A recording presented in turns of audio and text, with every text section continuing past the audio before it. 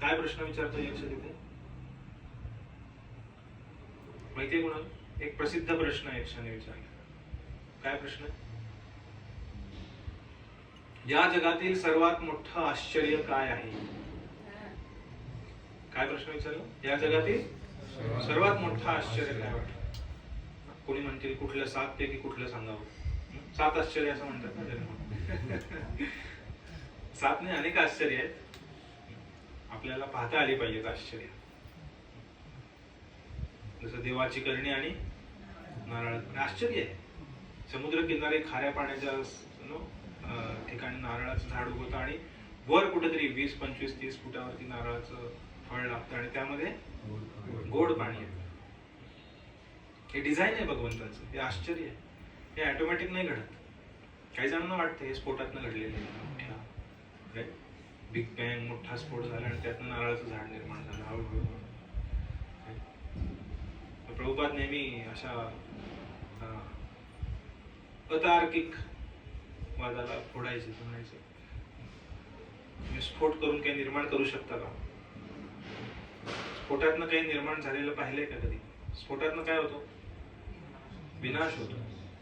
काही निर्माण करायचं असेल तर तिथे बुद्धी लागते, निर्माता लागतो. त्याचप्रमाणे अनेक आश्चर्य आहेत जी भगवंतांनी या जगात निर्माण केलेली आहेत. पण यक्षाने काय विचारलं? सर्वात मोठं आश्चर्य कुठलं? हे छोटी छोटी आश्चर्य आहेत जे आपण पाहतो. सर्वात मोठं आश्चर्य मग युधिष्ठिर महाराजांनी खूप सुंदर उत्तर दिलं. ते म्हणाले, सर्वजण माझ्या पाठीमागे म्हणा, यानी यानी ह भूतानि गच्छन्ति यमालयम् शेषा स्थिरत्वमिच्छन्ति किमाश्चर्यम् अतः परम् यानी यानी ह भूतानि अहनि अहनि भूतानि. अहनि अहनि भूतानि. अह म्हणजे दिवस. अहोरात्र म्हणतो ना आपण. अहोरात्र म्हणजे दिवस रात्र. अहनि अहनि भूतानि. दिवस रात्र किंवा रोज रोज काय पाहतो आपण? भूतानि गच्छन्ति. कुठे जातात? यमालय. यमाच्या दरबारी जातात सर्व. म्हणजे काय थोडक्यात? मृत्यू लोक. कारण हे मर्त्य लोक आहे. शेषा स्थिरत्वम इच्छन्ति किंवा शेषा स्थावरम इच्छन्ति. पण जे बाकीचे आहेत ते काय इच्छा करतात? की मी इथंच राहावं. आणि जीवन पण अशा पद्धतीने जगतात की हे आपलं परमनंट घर आहे किंवा ही परमनंट जागा आहे आपली राहण्याची, हे शरीर. किमाश्चर्यम अतः परम. ह्याहून मोठं आश्चर्य कुठलं आहे? पण आश्चर्य म्हणजे काय असतं? की एवढं स्पष्ट असून, एवढं स्पष्ट दिसत असून तुम्ही काहीतरी वेगळी अपेक्षा करता. जसं एका आपल्या कोर्समध्ये काही फक्त उदाहरण द्यायची.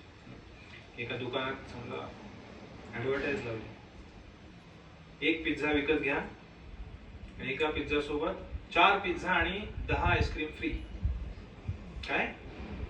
एका पिझ्झावर 4 पिझ्झा फ्री आणि अजून 10 आईस्क्रीम फ्री. किती जण जाल घ्यायला? जाणार ना लगेच. अरे कुठे, काय, कुठल्या दुकानात? आणि तिथे तुम्ही रांग लावली दुकानाच्या बाहेर आणि तुम्ही पाहिलं पहिला माणूस आत गेला आणि आतनं जोरात किंकाळी ऐकू आली मोठ्याने, आ आ आ. आणि दुसऱ्या दारातनं तो माणूस तोंड काळं झालेलं, डोळ्याभोवती काळं काळं झालेलं, कपडे फाटलेले, अशा परिस्थितीमध्ये तो दुसऱ्या दारातनं बाहेर आला आणि तुम्ही रांगेत उभारले आहात. त्याच्यानंतरचा आत गेला, परत किंकाळी ऐकू आली मोठ्या मोठ्या, आ आ मला नका मारू, सोडा, मी परत नाही मागणार एका पिझ्झावर 4 पिझ्झा आणि 10 आईस्क्रीम. मला सोडा, सोडा, कृपया मला सोडा, मला जाऊ द्या कधी, मला नको पिझ्झा. आणि परत दुसऱ्या दाराने तो पाहिला, तो फाटक्या तुटक्या कपड्यात काळं तोंड घेऊन धडपडत लंगडत लंगडत बाहेर आला. तिसरा माणूस जाईल का आतमध्ये? हा, काय वाटतं? नाही. तिसरा जाईल माणूस आतमध्ये, आणि तुम्ही मागे उभा आहेत 4-5 नंतर तुमचा नंबर आहे. तुम्ही जाल आतमध्ये, नाही. बहुतेक मला मिळेल. हा. त्यांना नाही मिळाला पिझ्झा, एकावर 4 तरी आणि आईस्क्रीम. पण मी स्पेशल आहे. मी नीट वाचली पाठी काय लिहिले ते, हे की नाही? मला आज गेल्यावर मिळेल एका पिझ्झावर 4 पिझ्झा आणि 10 आईस्क्रीम. अशा अपेक्षेने किती जण जाल आतमध्ये? जाऊ का आपण आतमध्ये? नाही जाणार. पण युधिष्ठिर महाराज म्हणतात तो चाललाय आतमध्ये तरी पण. हे खूप मोठं आश्चर्य आहे.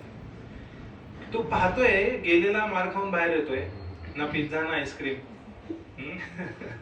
ना माया मिली ना राम, काहीच नाही मिळालं त्याला.